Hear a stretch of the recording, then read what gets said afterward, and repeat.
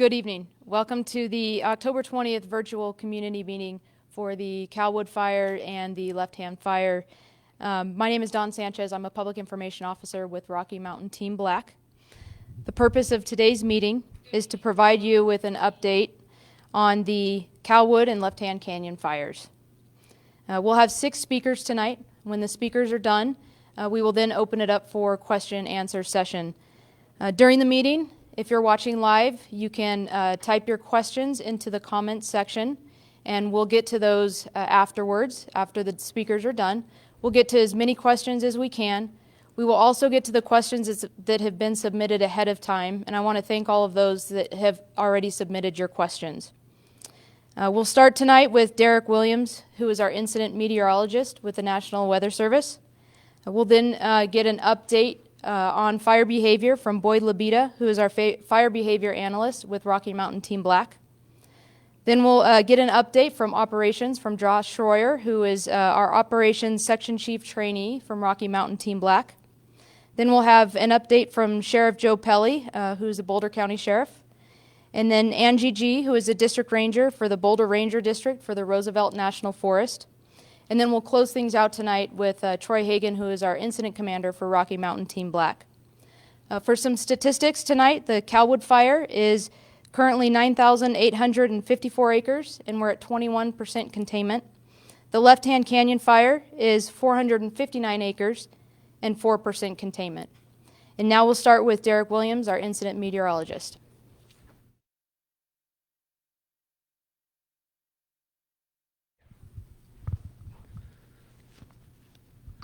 Good evening. Derek Williams, incident meteorologist. So the weather pattern that occurred on October 17th largely contributed to the fire growth from west to east with the CalWood Fire.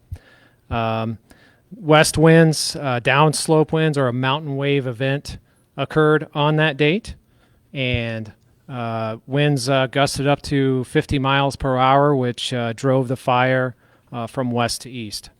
That pattern has been around for the last couple of days. However, there have been some factors that have prevented those stronger winds from surfacing to the lower elevations, which has helped us out quite a bit.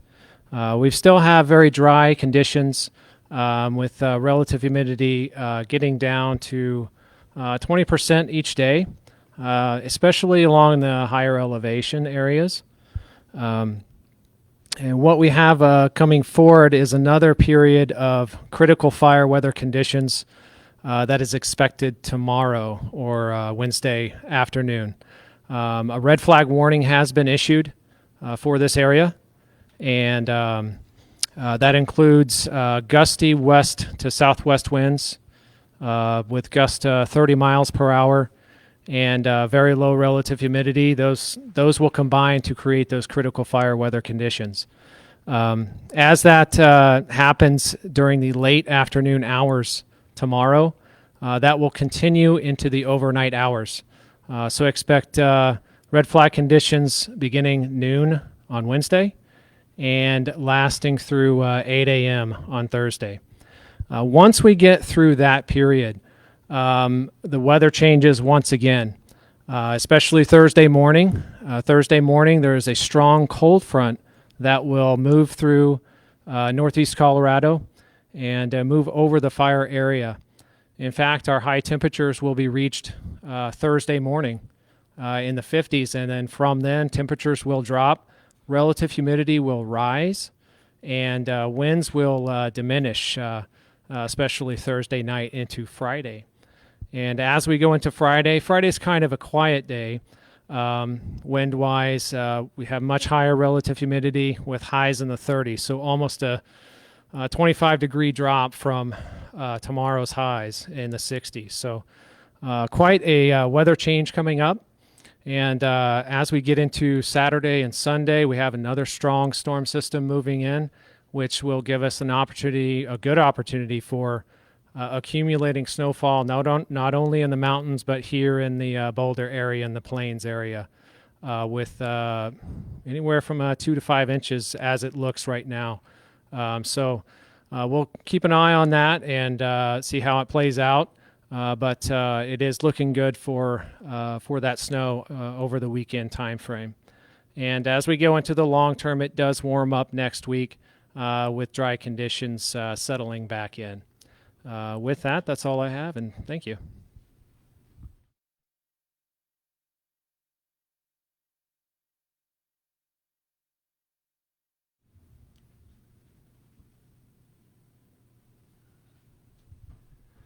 Hi, good evening. I'm Boyd Labita. I'm Fire Behavior Analyst for Team Black.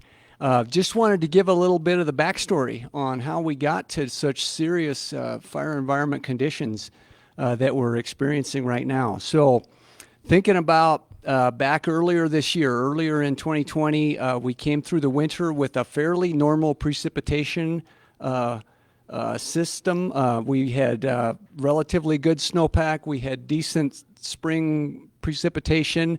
And then when we got to summer, we normally get summer monsoonal rains. You hear it as a chance of afternoon thunder showers on that forecast, and that just did not develop this year.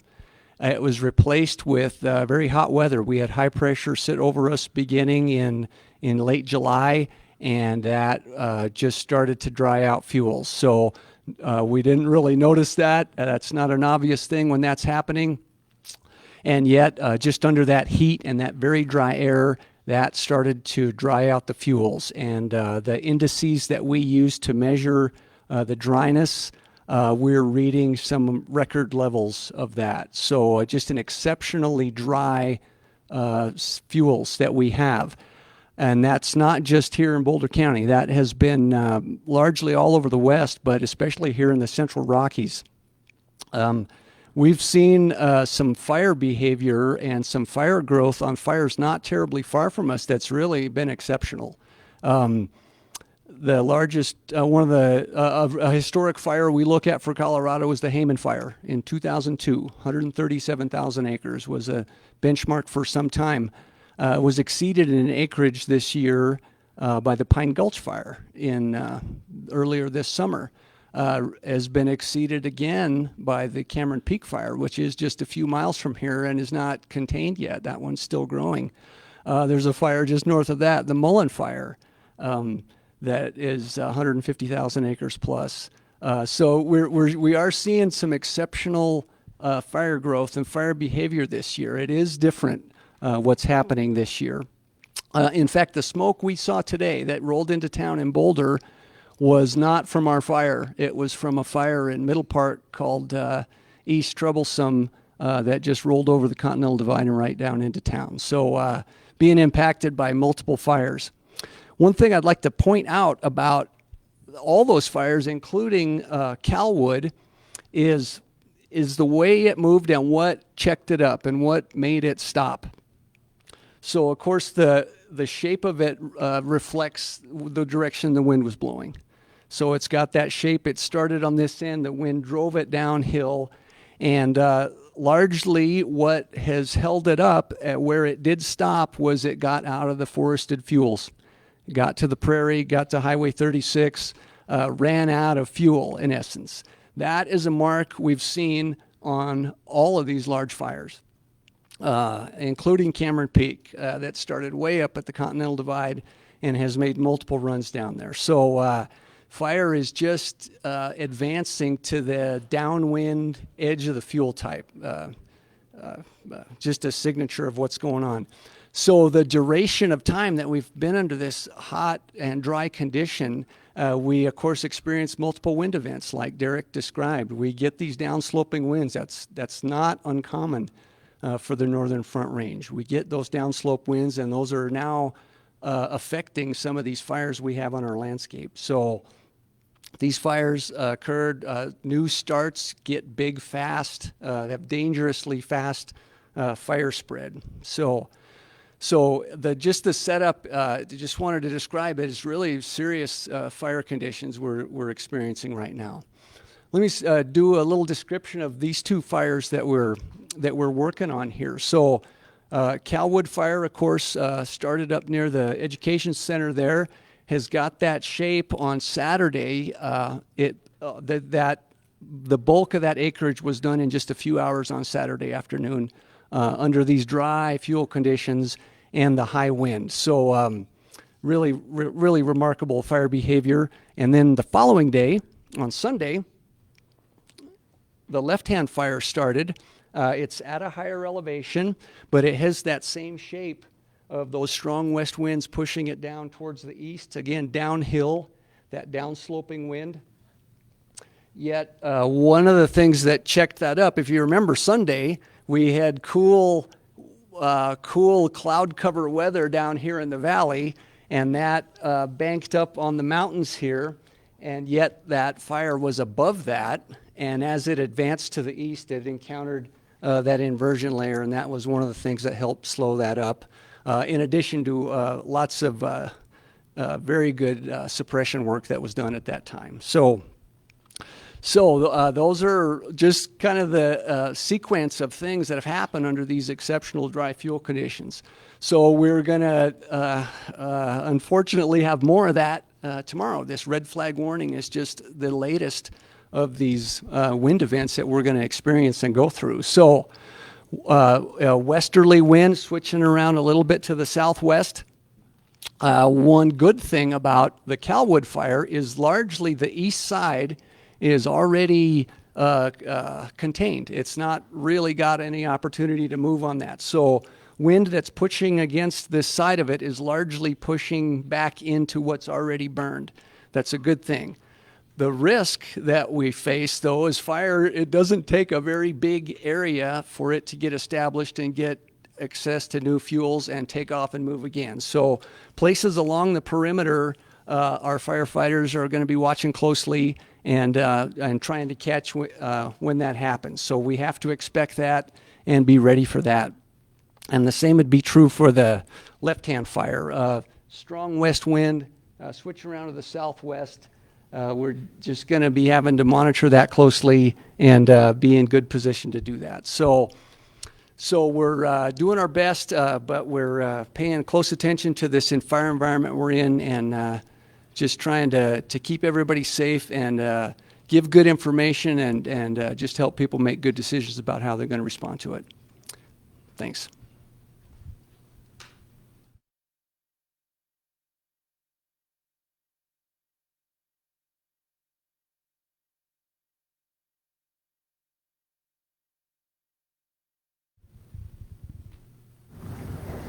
Good evening, Josh Schroyer, Planning Ops Trainee.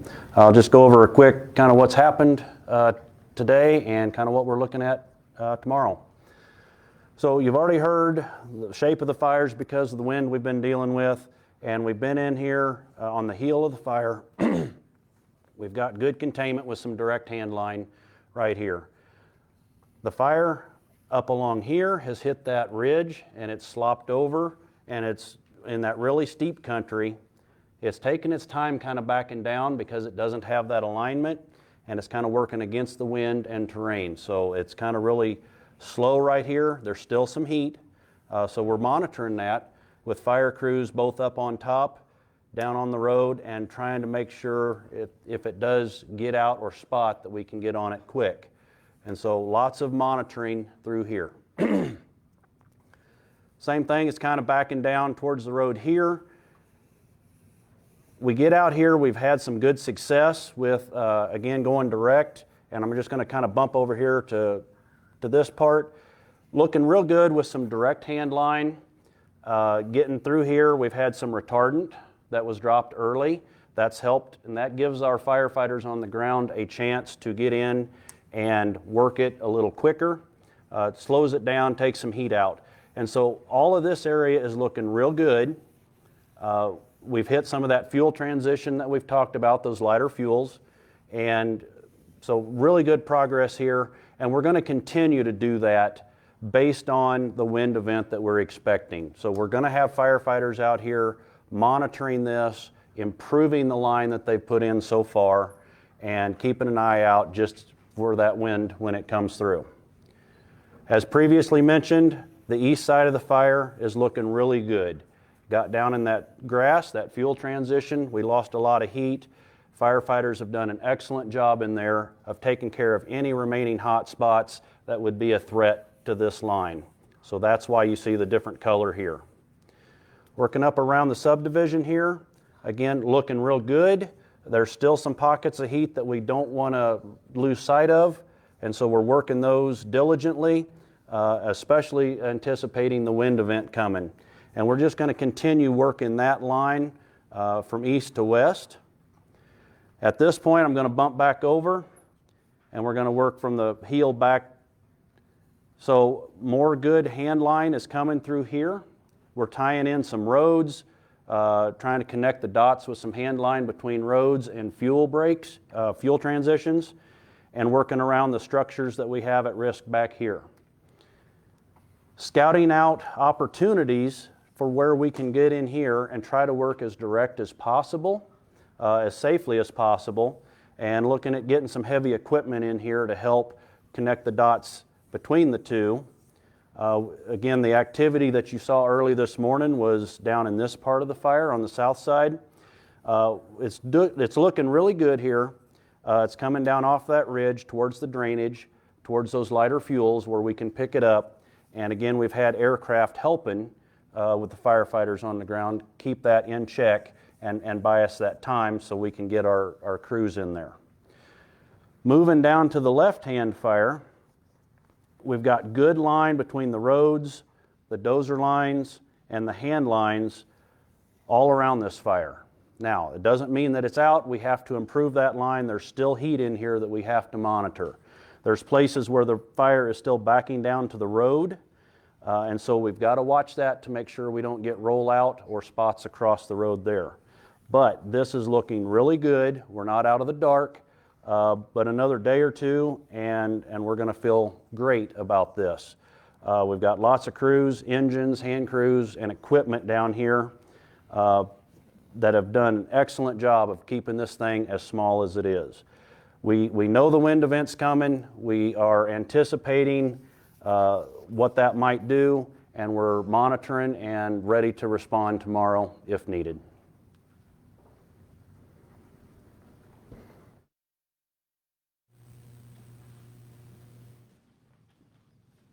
Good evening. My name is Joe Pelley. I'm the Boulder County Sheriff. First of all, the first thing I want to say is to those of you who lost homes, you're in my thoughts and prayers, and you have our condolences. We're sorry for your loss. I want to give you an update on damage assessment as we know it so far. On the CalWood Fire, no additional structures are reported to be lost or damaged from the original 26 that we released. Investigators still can't access the westernmost portion of that fire due to ongoing fire operations and heat. On the left-hand canyon fire, we have done a hasty assessment using the assessor's office information about known residential structures and permitted structures, and there are none in the area that we know of. There may have been the loss of some non-permitted structures, outbuildings or sheds. We're going to have to double check on that once the heat's gone. On the investigation status, the CalWood Fire, investigators have narrowed down the point of origin to approximately a half an acre, and we are continuing to investigate people that were in the area and try to locate witnesses. On the left-hand canyon fire, investigators have located the point of origin of the fire, and the investigation is continuing to determine the cause. So we're making tremendous progress on the investigations. As far as missing and unaccounted for people, there were a total of 12 reports of unaccounted for people. We have accounted for 6 of those. 6 remain open, but they were not people who were known to be or live or within the burn area. These are people whose relatives are calling, friends are calling and saying, hey, I haven't seen Joe, haven't heard from him in months. Is he so we're trying to run those down. We haven't located any casualties. As far as road closures, we have reopened Sunshine Canyon at Mount Sanitas up to Poor Man Road. It's still closed at Poor Man, and the closures at 4 Mile and Logan have been completely lifted. Most of the questions we're getting have to do with evacuations and the evacuation plan and the reentry plan and when can I go home. You and I have been through this a number of times together, and I understand the angst. I understand the anxiousness. I also understand completely that we have cold weather coming in, and a lot of your homes don't have utilities. They don't have heat.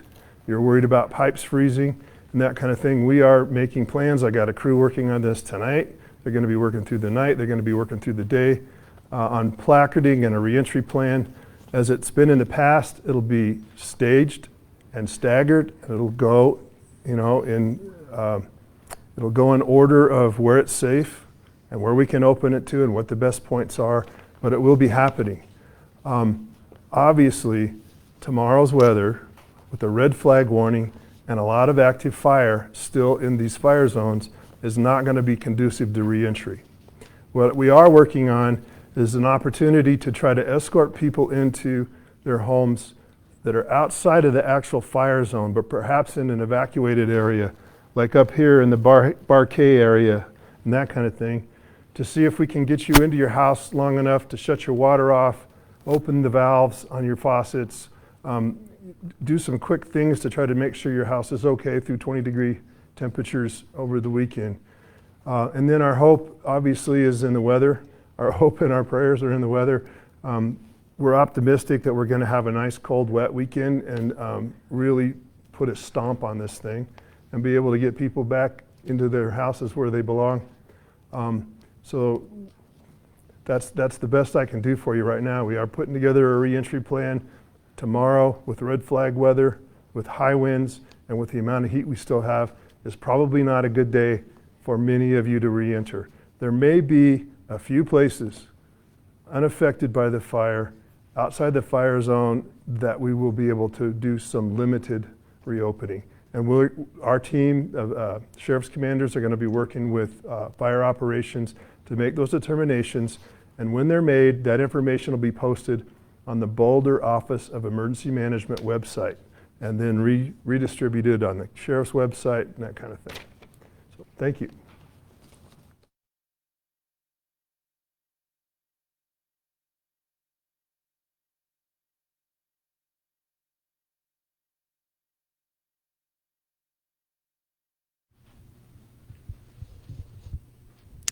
Good evening.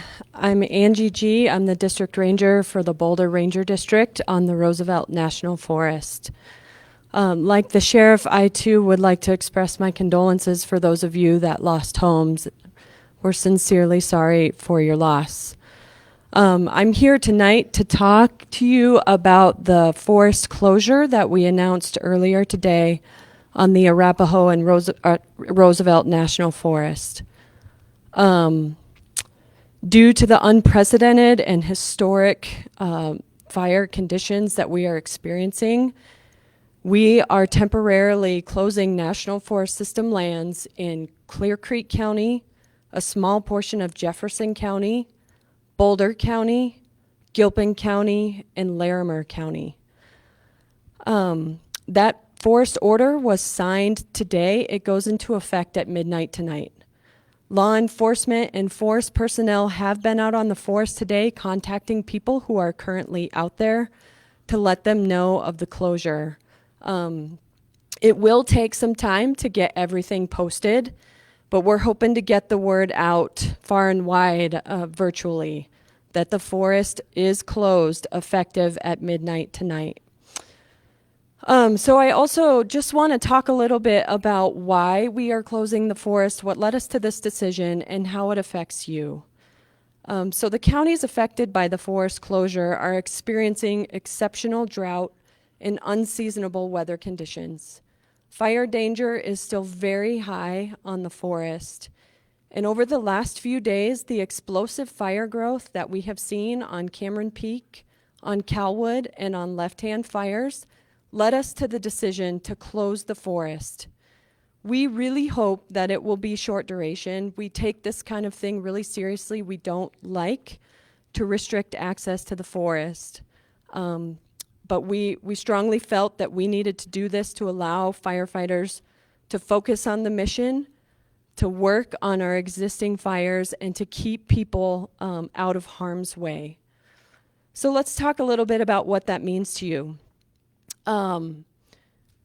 With this forest closure, it is closed to the general public for any kind of recreational purposes, other kinds of special uses, or any kind of utilization of the national purpose. It is closed.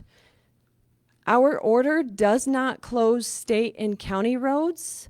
However, state and county roads are, they're subject to the restrictions that state and counties have put in place for those roads. So there are some closures in the fire area. Our forest order does close exclusive Forest Service roads, with the exception of those roads that lead to private property. And residents who need to access their private property, they can reach out to us to get an exemption to get in, to do critical maintenance, winterization, with the weather coming in. You can reach out to us and we will work with you to give you an exemption to get in and do that. Hunting is also impacted. We have been working really closely with CPW, and CPW, Colorado Parks and Wildlife, is reaching out directly to license holders in the area affected by the closure. And the last thing that I wanted to mention is just that we are really encouraging local residents and visitors to take this closure and the evacuations seriously. We will evaluate the closure on a daily basis. Again, we hope it's short duration, but our intent is to keep it in place until conditions approve, and we are confident that the risk of new fire starts is decreasing. Thank you.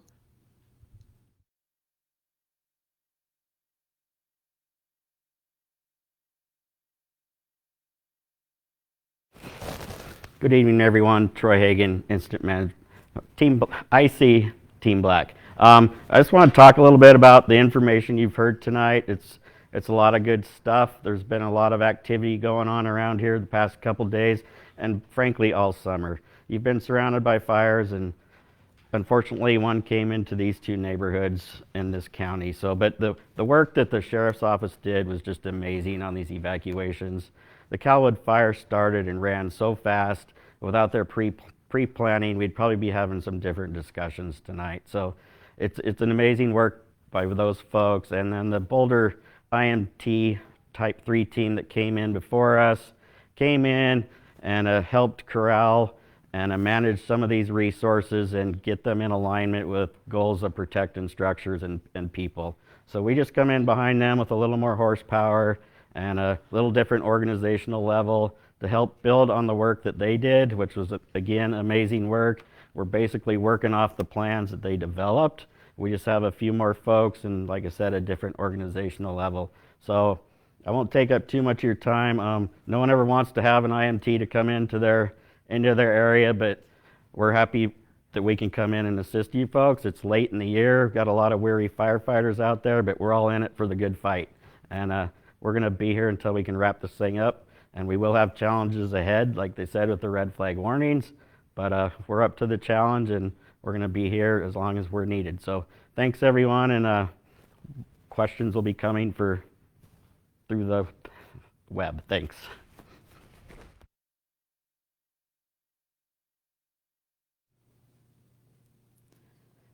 Thank you, Troy.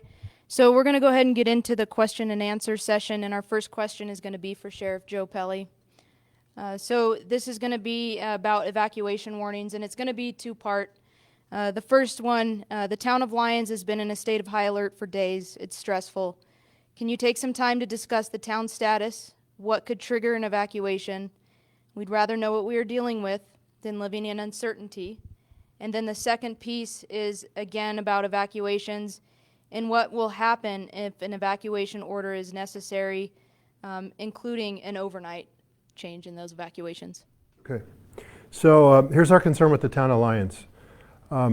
As fire operations indicated, the difficulty is in this area, which is very steep and has really steep rocky cliffs and has vegetation down in those fingers, and the fire's hanging up in there in places, and you can't dig a fire line on a cliff. and you can't dig a fire line in rocks and that kind of thing. And there's only so much you can do with retardant and that kind of thing. So they're watching this very carefully from up above, as they said, and down below, making sure they don't get a spot. But our concern is with high winds, and our concern is heat in any one of those fingers getting stirred up and then getting blown down onto this area in the St. Vrain above the town of Lyons, which could then start a fire towards the town. The fire folks have done an amazing job of pre-staging resources, monitoring this. Hotshots have been in there digging out what they can. They've been using aircraft, helicopters, and slurry and retardant, that kind of thing, to do the best they can. But our concern is the event we're going to have tomorrow with the wind. And I think if we get through that, we're going to be in pretty good shape after that in regards to the town. But that's our concern right now. And until our fire folks tell us that that's buttoned up and it's not hot and they're no longer a risk, we're going to keep Lyons in a state of alert. If in the middle of the night or in the middle of the day, a wind event stirs a fire and we get any concern about the town of Lyons, we will launch an evacuation order using 911, reverse 911 polygons, sending messages to cell phones, and we will also send a small army of deputies screaming into your town, trying to knock on your door, get your attention, using their red lights and siren, telling everybody they need to evacuate.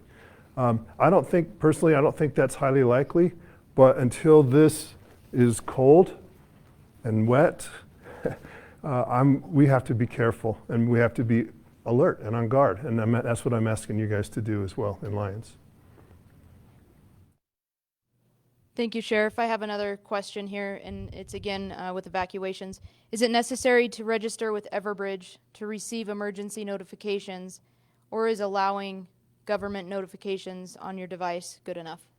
I would register with Everbridge because then you're going to get alerts from our communications center and not the National Weather Service or a third-party provider, which may come later and may be filtered.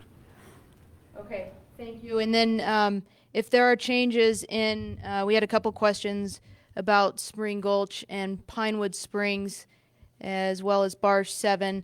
If those evacuations were to change, how are those folks going to be notified? Are those still currently in place, and how are they going to get notified if they change? So can you repeat the areas again? Spring Gulch, Bar 7, and Pinewood Springs. So some of those areas are in Larimer County.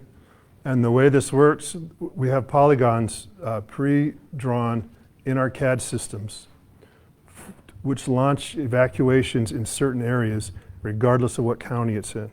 So, for instance, Lyons Fire District covers many parts of residential areas that are outside of Boulder County. They're in Larimer County, but our two communication centers are tied together. We share that information. We're able to link up and we're able to launch simultaneous evacuation orders from Fort Collins, Larimer County Dispatch, and Boulder County Dispatch. Okay, thank you. And I think that's good. Our next question is going to be for operations.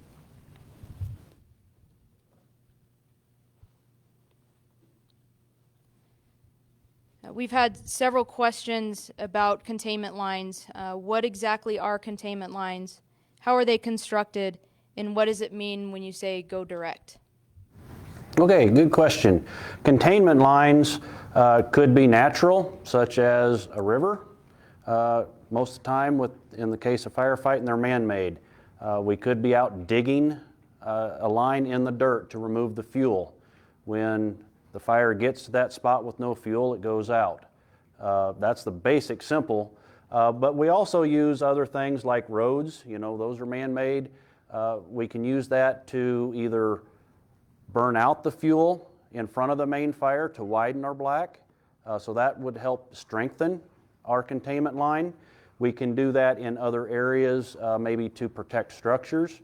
And the idea is just to remove the fuel so the fire cannot burn anymore.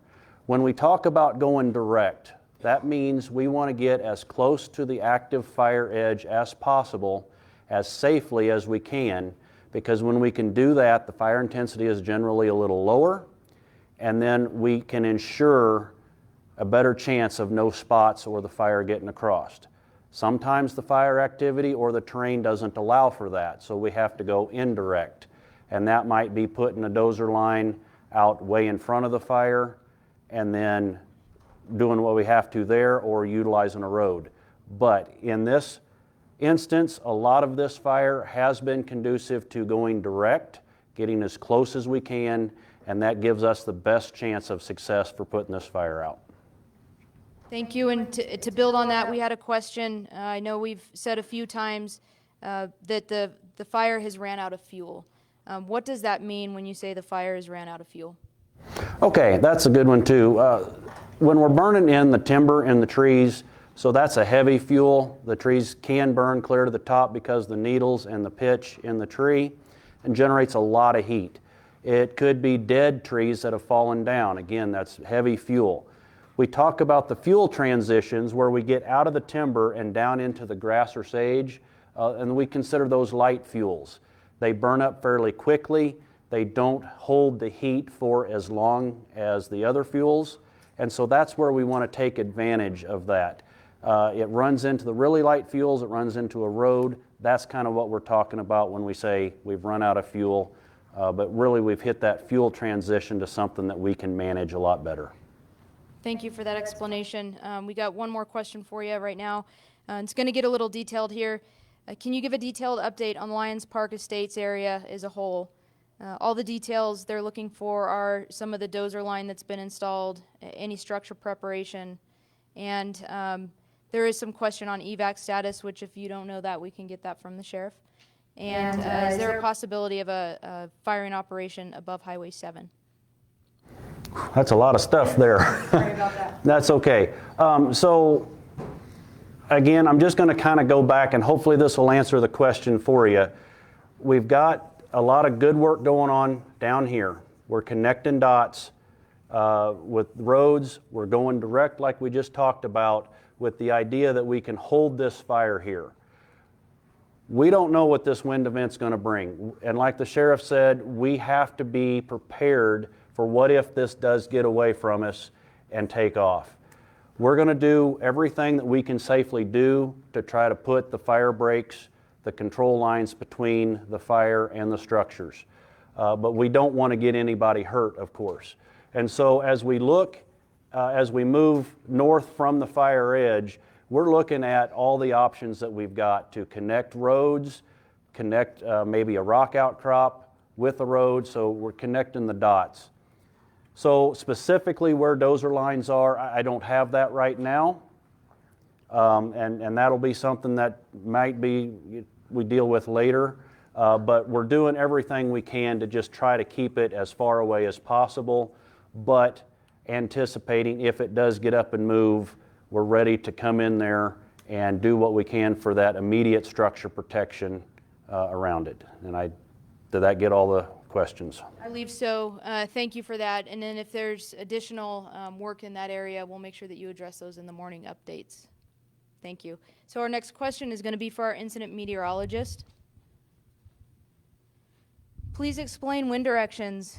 If you list the wind is west, southwest, is that from the west or towards the west? So when we talk about wind direction, that is from, when we say west-southwest, that's from west-southwest. So when we say west wind, it's from the west and blows to the east. So west wind, west to east, just like this. And I think you had another question? I do. So the next question is, what does red flag warning mean? Okay, red flag warning is used primarily by land management agencies, although in the recent years the public has been kind of catching on to that term. Basically, it tells land management agencies and fire agencies that there is the potential for critical fire weather conditions. That includes gusty winds of 25 miles per hour or more for 3 or more hours, usually during the daytime. And then also combined with very low relative humidity, so very dry atmosphere. So when you get those gusty winds and dry conditions, that really aids the spread of the fire. So that's what we're going to deal with tomorrow and tomorrow night into Thursday morning.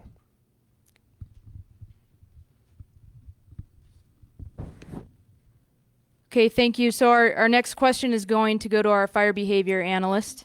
The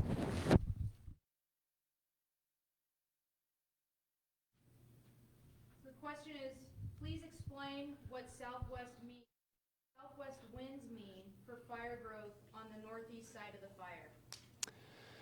Yes, so it's all going to be a matter of fuel that's available out ahead of that fire. So of course, the heat is transferred when the wind is blowing southwest on that. Any spot of fire, of course, that heat is going to be pushed in that northeast direction.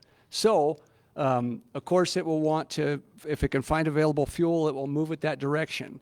What's the good situation about what we have here for a southwest wind on this fire is that crews have been able to go direct, and that direct line means that they've gone right up to the edge of the fire and removed that nearby available fuel from the heat that's there. So even if when that wind impacts that heat that's burning there, there's a separation of non-burnable fuel, dirt, and between that what is burning and where the heat is and where the available fuel is. So being able to go direct is a good asset in this situation.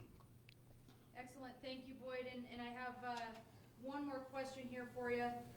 Is it difficult for a fire to backtrack or reburn an already burned area? And if maybe you can discuss some interior smokes that we may see from down here in Boulder. Yeah. Yes, there is such a thing as reburn. However, it's unlikely that we are going to have that situation in this fire. So a reburn would occur, for example, in a forest that like Gamble Oak. So the great example, not great, but the classic example for Colorado would be the South Canyon Fire, Gamble Oak on the west slope. That fire burned in the leaf litter on the floor of the forest and dried out all the canopy, which Gamble Oak forest is only probably up to 20 feet tall. So it dried that out. Then fire was able to get into that dense canopy in advance. Our situation is this Ponderosa Pine woodland on the CalWood Fire. Fire has, for much of the area, has burned through on the surface. Not necessarily all of it has burned the canopy.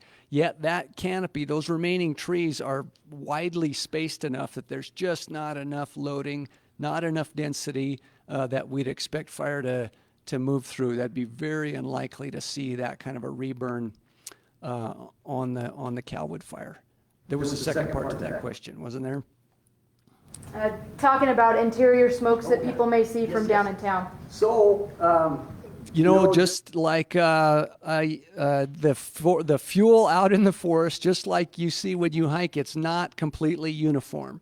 There's pockets of some grass, there's pockets of some brush, there's groups of trees, and as fire moves through and accesses those things, it burns them at different rates, and in some cases doesn't even burn some places, so may appear to be hopping around. In other cases, enough heat and intensity underneath the tree causes the entire tree to burn out. We would call that a torching tree, and it would throw embers out ahead of the fire and start a new fire, a spot fire, and that would leave a gap of burned fuel with the gap would be unburned fuel between two burned areas. So what happens in the time after we get this big push, like this big advance, there's going to be a considerable number of these pockets of unburned fuel. And so the days after the main fire moves through, those things will pull together. So all those edges of fire are going to continue to crawl and creep towards each other, and they'll pull together. And we've seen a lot of that. That's a very common thing to see on these fires.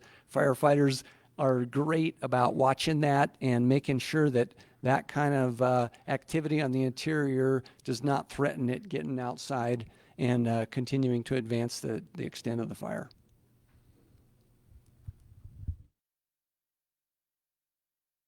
Thank you, Boyd. So our next question is going to be for the U.S. Forest Service.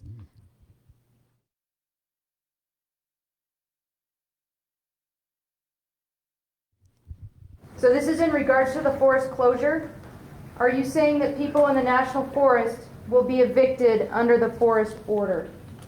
Great question, and I apologize if that wasn't clear. So if your primary residence is amongst the national forest and you are not in an evacuation zone, you will not be evicted from your home. And if your only access to your private property is a Forest Service road, we will work with you to give you an exemption to use that road to get to your private residence. I think where maybe the question came in, I was giving an example earlier of a secondary residence, a recreation residence, something like that, where you are not in it permanently but have a need to go in for critical maintenance or winterization. You can contact us and we can discuss the possibility of an exemption if you need to get in there. So I hope that helps clarify that question.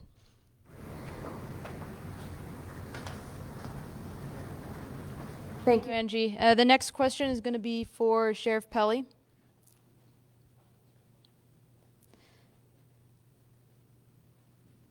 How can people learn more about limited entry for residents?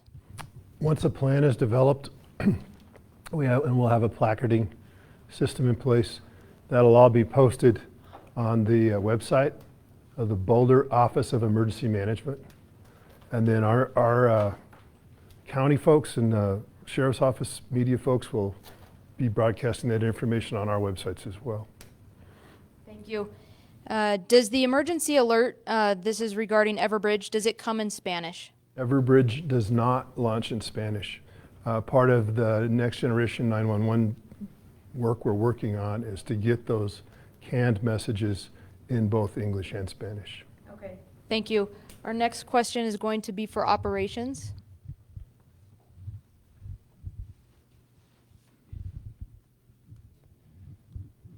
The Left-Hand Canyon fire appears to have crossed over Left-Hand Canyon Road and the creek in one area. Is this development an issue of concern? It's a great question. So you're obviously looking and paying attention, but what I do want to clarify is we have lots of technologies out there available to us, and they're not always 100% accurate. And I think what happened there, the IR flight that was showing that, sometimes a column can lean over, sometimes there's just an offset with the GPS. There's all sorts of little things that can happen, and it did show something that looked like it was across the road, but our guys on the ground got out there and ground truthed it and confirms that it is not across the road. So we're not concerned about it across the road. Okay, thank you. And one clarification, can you explain what IR flight is? The infrared, they usually fly it at night so that they can see the heat signatures. There's a bunch of different ways to do that with the plane, doing it at night, satellite detection, but infrared is what IR stands for. Thank you. Okay, our next question is going to go back to our fire behavior analyst.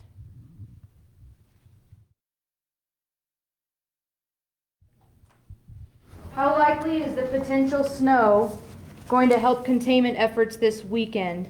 And will it be enough to contain the fire? So great question. Definite asset to it. So the snow, that kind of system brings a couple of really good things to moderate the fire environment that I described earlier that is so volatile and is so serious. Brings moisture, which we really need to start rebuilding in. We're in a serious drought condition. We need lots of moisture. We need a number of snows. So the cold as well as the moisture will definitely stop the fire movement for a number of days. It will give firefighters an opportunity, since they can go direct and go right up on the edge of the fire, to get right in there where they can and contain it and then mop up that edge, and that will secure that part of the fire. So great asset, but will the snow do it by itself is probably a no. In fact, we have an experience with this not so very far away. The Cameron Peak Fire back on Labor Day, if you recall, had 3 days of astounding fire spread that was followed by a very powerful cold front that dumped as much as a foot of snow on the fire. Yet only not even 10 days later, of course, the high pressure weather had returned, and that fire became active again because it was able to just hide out under those dense canopy fuels and reemerge there. So we do have a different situation here, but I think we still need to have the firefighter work and the suppression work done to be fully contained on the fire. Thank you. Thank you, Boyd. So our next question is going to be for the sheriff. We've had some questions about arson, and we know that there's been some rumors. The residents would like to know if they need to worry about an arsonist in the area. Yeah, I'm glad they asked that question because I've been watching this on social media grow as well. Sometimes when we say we think something's human caused, people jump to assumptions. There's absolutely no evidence to believe that there's an arsonist setting fires. We believe we may have some human caused fires. We are making great progress on determining what happened. I expect to have some answers soon, but I don't want you to worry about an arsonist or someone intentionally setting fires. There's no evidence of that. Thank you, Sheriff. Next question, should residents be concerned about security of evacuated properties? So our deputies have been doing a great job with security, roadblocks, roving neighborhoods, and I have to also give a great thanks to the Boulder Police Department, the Colorado State Patrol, the Erie Police Department, the Lafayette Police Department, the Louisville Police Department, the Longmont Police Department, all of our police agencies in Boulder County. They've all sent cops. They're working with us. They're manning shifts overnight. Every checkpoint is staffed, and then there are roving deputies working those subdivisions and in those subdivisions. I think you're probably far more secure than any other time. Thank you. I do have one additional question for you. What are the status of structures on Spring Gulch Road? I'm not aware of any issues with Spring Gulch Road. I'm not aware of any loss or threat. Okay. Thank you. So I think the next question we can go with the U.S. Forest Service.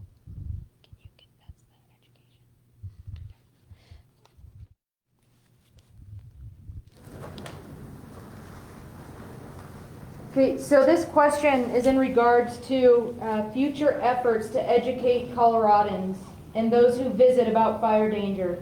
Are any talks about how we can creatively spread more knowledge and awareness to prevent human-caused fires in the future? That's a great question. Thank you for asking that. And yes, we do have those conversations regularly. They are ongoing now, and we have been having those conversations for several years. We are working closely with our partners and cooperating agencies. New local kind of place-based collaboratives are sort of standing themselves up. The St. Vrain Forest Health Partnership is an example of one. The Boulder County Forest Collaborative is an example of another. We're working with all these folks, fire protection districts, watershed coalitions, to develop new and innovative ways to better tell our story, to try to get the word out there and help local residents and newcomers to Colorado understand the fire dangers that are present in the national forests and some of the things that they do, frankly, that can cause a wildfire, like unattended campfires or just burning trash or dumping hot ashes on the forest, or just an example of things. We're trying to get that word out to really help people understand the risks that are present and what they can do to help prevent the start of new fires. Okay, thank you. I do have an additional question for you. Will the closure be signed on roads and forest entry points to keep people out of the closure? And will there be penalties for breaking the closure? Yes. So we will be posting signs and getting that up. We'll be working with law enforcement agencies to do that. We're identifying critical access points to post that. We're also looking at ways where we can use highway billboards to get the word out on that. And it's going to take a little bit of time because it's a large area under forest closure, but we are working on that. I am going to pull up my notes here so I can cite the penalty correctly for the order. Sorry, give me 1 second here. The consequences of ignoring this closure, violating stage 3 fire restrictions, which is the forest closure, or going into closed areas carries a mandatory appearance in federal court and is punishable by a fine up to $5,000 for an individual or $10,000 for an organization, and or it could lead to imprisonment for up to 6 months. So it's pretty steep, and again, we are just urging residents and visitors to seriously follow this forest closure and the evacuations that are out there.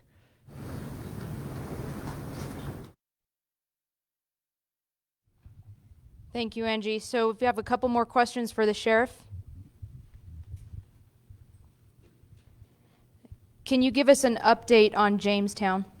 Jamestown is currently under a voluntary evacuation or warning notice.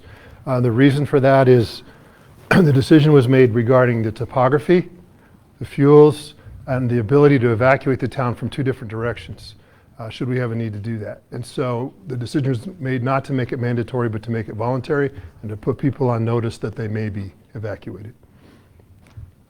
Okay, second question for you. Do we know when power will be restored to the areas that are experiencing a power outage? So I know XL Energy has crews here. They have them staged.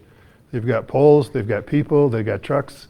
They're ready to go. I think right now, I would guess we're going to have to get through this red flag day tomorrow, and then we're going to start seeing progress. And I would guess we'll start seeing progress on the lower end of the fire, the east end of the fire first. That's where it's going to be the coolest and the safest and probably the fastest to restore power. And then as we go further west and things get more complicated, that'll probably be the last thing that'll happen.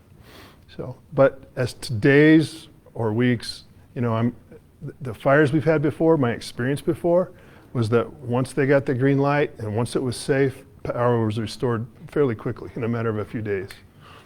Okay, great, thank you. Those are all the questions we have for today.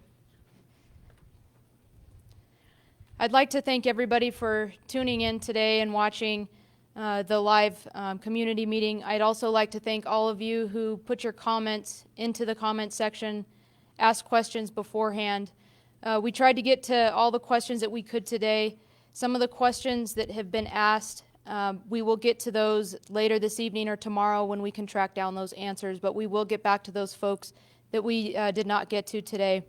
One thing I would like to close with is we're getting a lot of people asking about best way to show appreciation, volunteering, and donations.